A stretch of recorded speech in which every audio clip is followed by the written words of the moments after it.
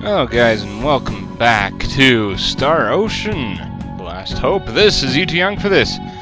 Last time we beat the boss of Megara Caverns, or whatever this insect warren thingy is called. Lagmore Caverns, as I like to call it, because of the immense amount of lag in this place. Fine, screw you. I tried to go through my inventory to get that, but I can't be arsed. There's nothing in there that I care to do. Oh, hello, lag. Again. Yes. Basically, all we're going to be doing in this part is going all the way back to the Calamus and setting course to EN2. We heard about this EN2 later on in the game, Glitchy Shadow. Yes. This place is. I have figured. I have come to find out that this place in the entire game is the most glitchiest. Is, you know, flame lag and stuff that's not supposed to happen and all that. But anyway, so yeah, that's how we get out of there. Is take that little thingy to the right of the boss after you defeat it, and yeah, you're out already. Is this the actual? Yeah, this is the actual way up.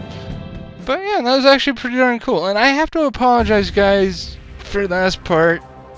That was 2 weeks ago for me, but I was really on edge. And also, I'm just sitting here like, I kind of need to record stuff for this game, because I'm basically, I only have one part left, and that's the last part to post up. And I have no more backlog of this freaking game, so yay! We can use this. The only reason why I haven't gotten around to recording this is because, well, I kind of have lost interest in this game. Well, not now. I actually want to play this right now. If I didn't want to record, I wouldn't be recording. And also, I do want to apologize for the part when I was going through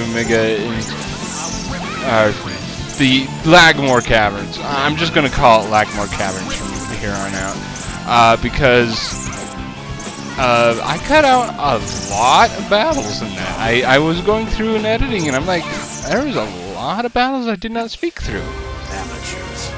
But the thing is it's enemies that we already fought before, and you'd be seeing me spamming the exact same command with Aromat. It's just basically the exact same thing over and over again. I don't know. Edge, since you have a cure condition, thank you. Yes, Edge. I have no idea why they made Edge have some healing moves. I never use them in battle. I just kind of go through and use them outside of battle if he's on the back lines. Where the devil is this treasure chest? I can't see it. Where's the darn? There it is.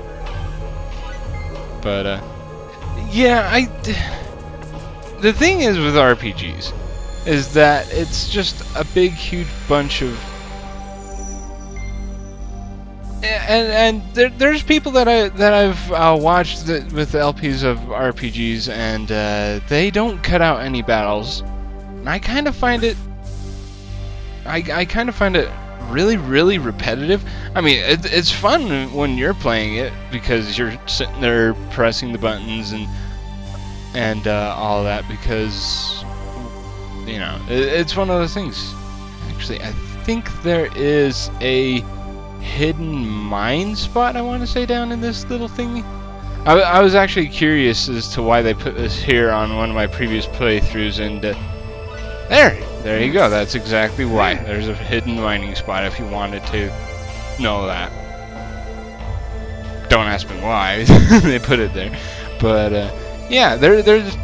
I think I believe I said this in a previous video, but there's a lot of hidden mining spots and harvest points on the map. I have not found all of them, nor do I care to find all of them, because yeah, it just takes a long time to go and find them, and I don't want to go look up a walkthrough or whatever. It's kind of interesting to look up a walkthrough for the PAs and personal actions that abound in this game, but other than that...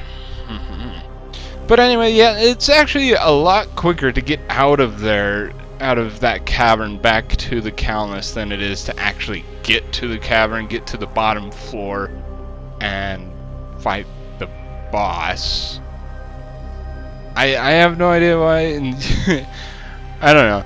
I actually kind of like it when games do a little bit of a shortcut on dungeons or whatever that you actually go down. It takes forever to get in, but then it takes really short time to get out.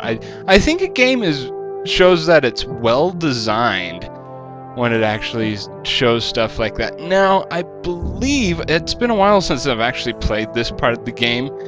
I believe there's going to be an extremely long cutscene once I actually go on to EN2. Either that or we'll have another PA roundabout thing. So yeah, let's go ahead and go and see what fun awaits us in EN2. And all preparations for launch are complete. We can depart upon your order, Mr. I was gonna say, why is everybody not talking? Kind of awkward silence type of thing. All right, listen up, everyone.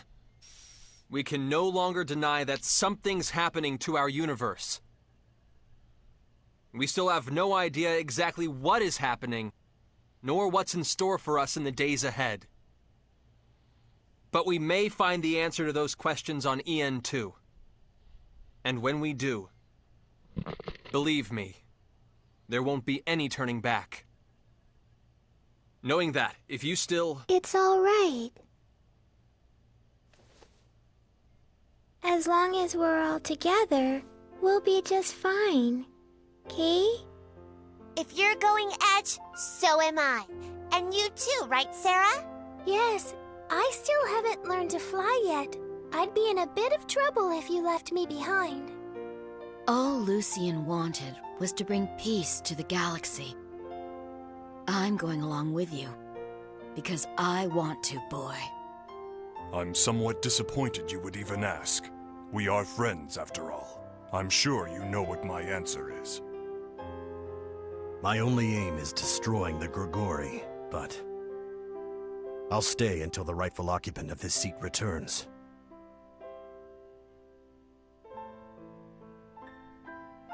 Raimi, listen. What I'm about to do is definitely contrary to our original mission. At best, we'll be discharged from the SRF. At worst... A crew's duty is with their captain. We all believe in you, Edge. Thanks.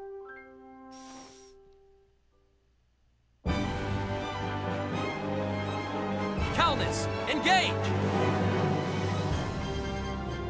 You know, I would have to say if Deputy Director Shimada discharged Edge and Raimi from the SRF after learning of them going to save the galaxy, if not the universe, in this thing. Yeah, he's more of a dick than one would realize. Yeah, he cares nothing for the crew, for his own crew's responsibility and all that. So, his own people's lives. He just cares for the hardware. Yeah. Talk about a dick.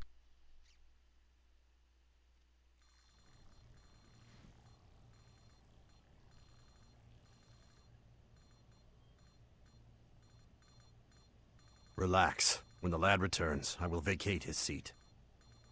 I don't care about FaZe at all, Kay? It didn't even matter if FaZe was here or not in the first place, Kay? Lim, your face is telling a different story. Yes, I agree. Like you're lonely and worried and having a hard time dealing with it. I'm not worried at all, Kay. FaZe is going to be just fine. He's got Crow with him after all. I'm telling you, I'm not worried, Kay.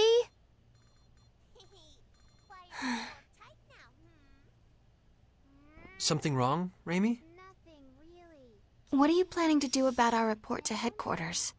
I'm sure Huh? FaZe is doing just Our report on Eos and the exploration base. Our SRF mission still isn't over, you know. I have no idea if they'll believe us about the Grigori, but we won't be able to avoid mentioning Crow. That's true. Crow's no longer... His actions have clearly deviated from his SRF duties. There's no question he'll be called to account for them. I've been trying to figure out how to prepare this report for so long. My head's killing me. And I guess we'll have to tell them about Captain Grafton and the others. Yeah.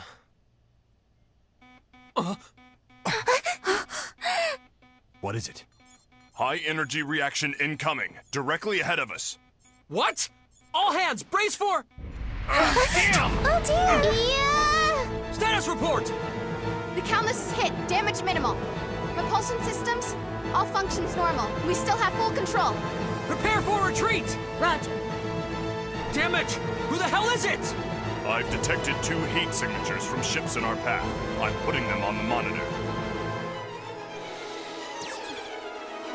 Yay, Are phantom those ships. Phantom ships? The ones that attacked the Eldarian refugee fleet? You don't think Crow... He wouldn't allow himself to be killed so easily. These ships must be unrelated. Second wave incoming.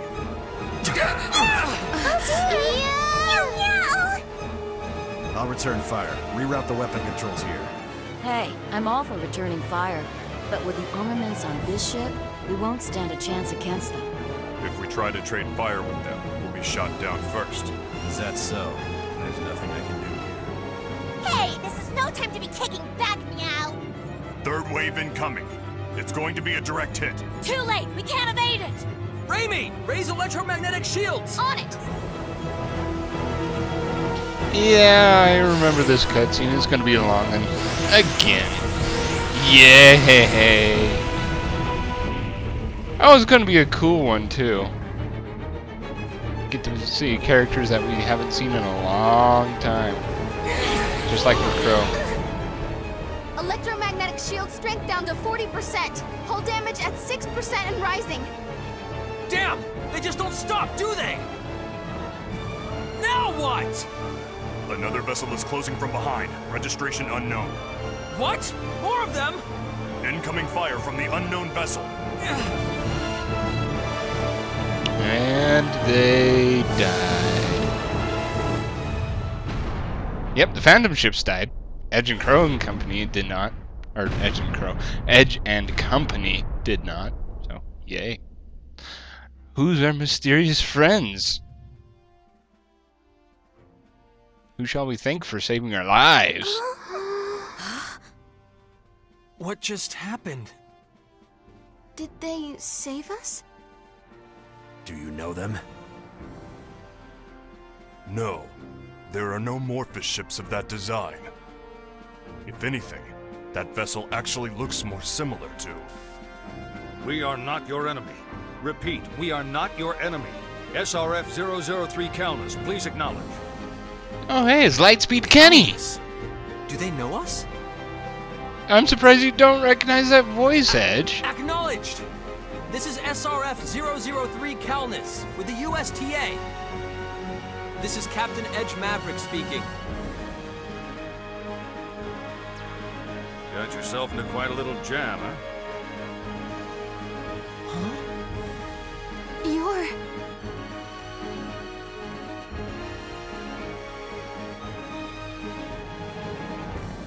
Is he a friend of yours? No way. That's the commander of our moon base. And a hero on Earth. the first man to travel faster than light, the pioneer of space exploration. Lightspeed Kenny. There was a time they used to call me that, yes. Now, I'm just one of the suits.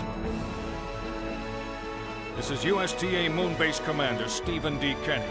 I am here on USTA orders. Allow us to more properly introduce ourselves, sir. I am Edge Maverick, captain of SRF 003 Calnus. I'm First Officer Raimi Sionji, sir. I'm Lim, Kay. Miracle Shema here. Hello there. My name is Sarah Durand. I'm a featherfolk who can't fly. Miss Sarah, come here. Oh, dear.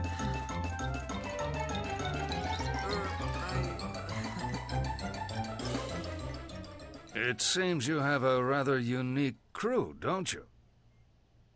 Yes, sir. They're my friends, and I'm very proud of them. Edge, are you sure about this? They're all... The captain of a ship has full authority over all personnel issues, even if those personnel happen to be extraterrestrials. Then, the USTA is aware of the existence of extraterrestrials after all, sir? Haven't we Yes, already though our only direct contact has been with the Eldarians. been over this Mr. Gagan was a true gentleman, very intelligent. at the beginning of the game? Have you met Commander Gagan, sir? Yes, a short while ago, in orbit around Mars.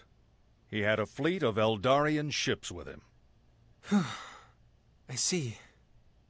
So the refugee fleet managed to escape. So you knew?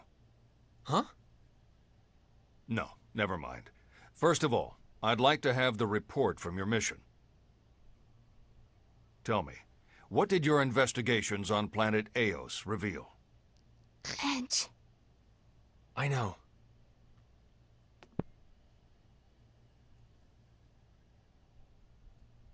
Let's tell the commander everything. Even about Crow? I'm just going to tell him the truth. He'll have to understand. And besides, Crow hasn't done anything wrong. All right.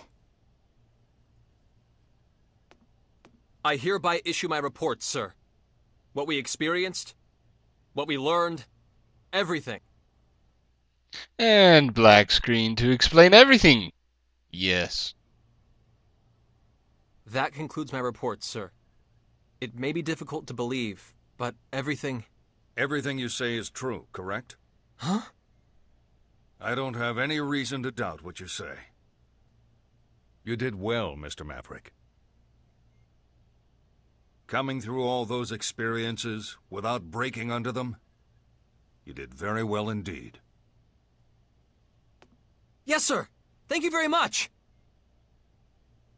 Unfortunately, that makes the message I must relate to you that much more difficult. And here comes the dick move from Deputy Director Following Shimada. the appearance of Gagan's fleet, more and more Eldarian refugee ships came to our solar system. The Eldarians issued Earth and its people an indictment. They said their home planet had been destroyed by Earthlings. What? Huh? But why would the Eldarians accuse Earth of... Because of what they witnessed firsthand. Wave after wave of black SRF ships mercilessly gunning down their refugee fleet. But those were... Phantom ships, you would argue? I can certainly believe that. But can you really ask the Eldarians, who lost their beloved homeworld and now wander as vagrants, to believe it as well? It's only natural they would hate what they saw with their own eyes. The SRF. In other words, Earth. Mr. Gagan did come to our defense, but it was for naught. All the Eldarians' hate and anger is focused on us. How dare we use the technology they themselves provided for such ungrateful, shameless acts, they ask. Their indictment could prove to be fatal for Earth and all who live upon it. I trust, of course, that you understand why that is. I do, sir. As we now know, We and the Eldarians are just two of many races living in our galaxy. If this incident were to become widely known, some of those races would certainly view us as a threat. Even if this did all arise from a mere misunderstanding. We've only just taken our first steps into space. It would present a danger to Earth beyond all imagination. So the USTA was left with no other choice but to offer the Eldarians and the government of Earth this justification. That is a factual impossibility. No vessels of that sort, nor any organizations that might command such vessels, have ever existed on planet Earth. Commander, does that mean... The SRF has been dismantled, along with any evidence it ever existed. We're well aware this is nothing more than a charade, but we have no other options to come to terms with the Eldarians. Earth will support the Eldarian emigration without compensation. We cannot allow a non-existent organization to disturb that balance. And so, that's why I'm here. I have come to you in order to bring a bit more realism to that charade. Commander, surely you... All hands, abandon ship immediately. Once you are safely aboard this cruiser, the Calnus will be destroyed. Two of the original SRF vessels still remain. One of them is SRF-003 Calnus. No such ship exists anywhere in our universe. We cannot permit even the faintest trace of the SRF or its activities to remain. Yes, we must wipe the slate clean of everything.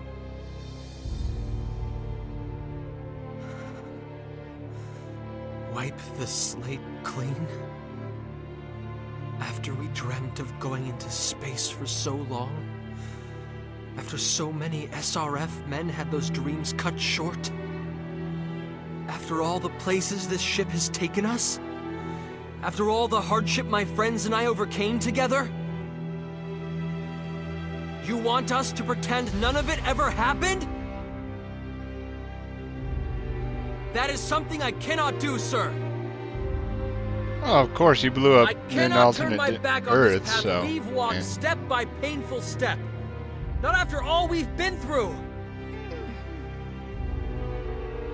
Mr. Maverick, do you fully comprehend the implications of what you're saying? The SRF no longer exists. As such, you are now a complete outsider. The USTA will not be able to grant you its protection. You won't be able to return to Earth. Indeed, you may not be able to find asylum anywhere. You'll be branded a traitor. A traitor? Even that would be preferable. What? I've made my decision, sir. Together with my friends, my allies, I'm going to stand up against this and fight! I realize it's sheer audacity, sir. But, because I believe it's what I must do, I'm going to keep moving forward. If the alternative means giving up, I'd rather be branded a traitor.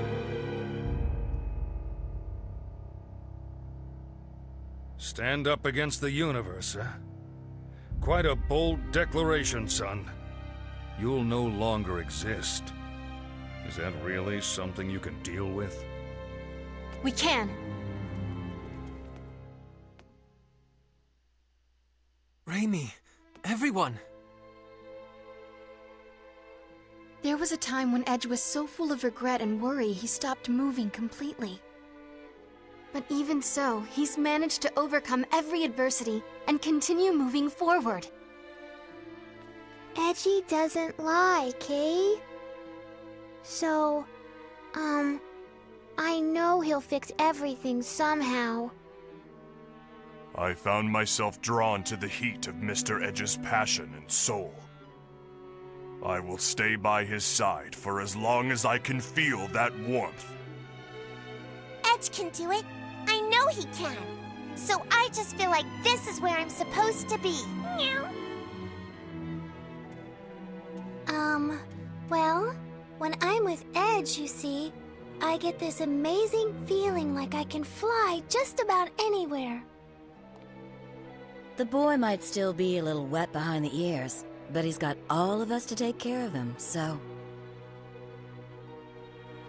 I suppose even capriciousness has its virtues.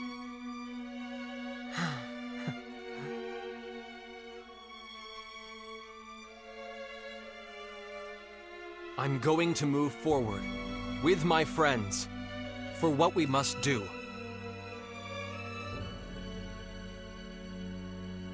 And for the memory of those who died with their dreams unfulfilled.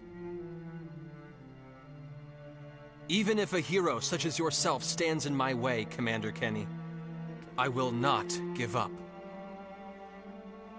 I see. The fact that you've overcome such formidable obstacles, gained so many companions in vast and unknown space, it's impressive. So go. Commander. Go forth. And do what you must. Now see? Lightspeed Kenny, he's an honorable man. Unlike Deputy Director Shimada, who happens to be a douchebag, but still. He, Lightspeed Kenny, he knows what the correct decision is. Especially since it is a hard decision. Yeah, you don't want the entire universe to go against you at all.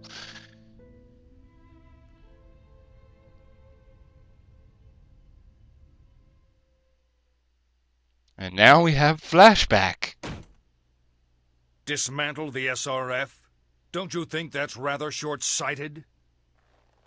Watch your tongue, Commander. Or do you presume to think your heroic reputation carries more weight than my rank? Seriously. Excuse my impertinence, Deputy Director Shimada. The USTA has reached its consensus. This is no matter for a mere moon-base commander to meddle in. Well said, sir. Your job is to simply carry out the orders I require of you. Do you follow, Lightspeed Kenny? Yeah. But, sir, there's still a chance we can reach an agreement with the Eldarians. Mr. Gagan was quite amicable toward the SRF on Eos. If we ask him to intervene for us... A little late for that, don't you think? It sure is. Any more friction with the Eldarians will only make my position worse. Very well put. I won't be thrown to a kangaroo court so close to elections. It goes without saying. The men of the SRF burn with a desire to explore outer space. What will become of their passion, their dreams? And more importantly, sir, what are your thoughts on the future of mankind? The environmental degradation of Earth isn't going to stop. Mankind's only hope for survival is in space. My future is far more important right now.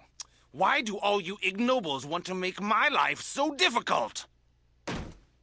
Can't you understand that there won't be any future if Earth is destroyed? It's not as if the Earth is going to blow up tomorrow. This current matter is absolutely crucial for me.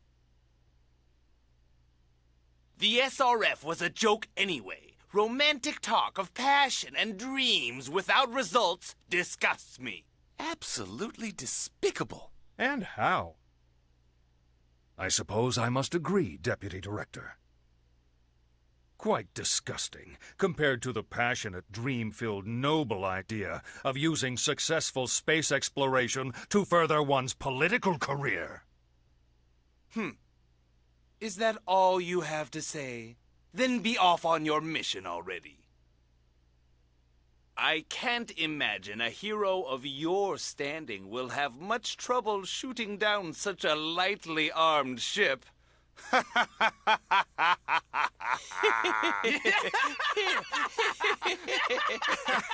think what Lightspeed Kenny is thinking right now is, can I kill him and get away with it? What are you thinking, Commander? Oh, just thinking that I must be getting old. I'm astounded at how meekly I complied with such an absurd order. If an officer ignores his superior's orders, his own subordinates will not respect him. Very true. And nonetheless, as you plainly saw, I let them go on their way. Well then, Hines, how are we going to report this? Well, what exactly is there to report, sir? We've yet to encounter any SRF ships, after all. Besides, the original order had a critical flaw. There's no such body as the SRF. How can a non-existent organization command ships? That's clearly impossible. And yet, Deputy Director Shimada issued an order to destroy these fictional vessels. Really, sir, what was he thinking? Now, that's a charade. But, well, I suppose we can call it even now. I like this guy's logic. I seriously do. I find that hilarious, but... Hey, traveling to EN2 will take some significant amount of time. We should rest. And, yeah, we'll go ahead and rest and do PAs next time with that freaking crap long cutscene out of the way. I did not... I knew there was a cutscene like that, I just didn't know if it was at the beginning of the trip or at the end. It was somewhere in there, but there you go. If you guys actually sat through that, I'm sure you had yourself a chuckle. I'm sorry. I love that logic of SRF is no longer it's a fictional organization. So how can a fictional organization have real ships? Anyway, food for thought. This is UT Young for this, signing off, saying keep things frosty.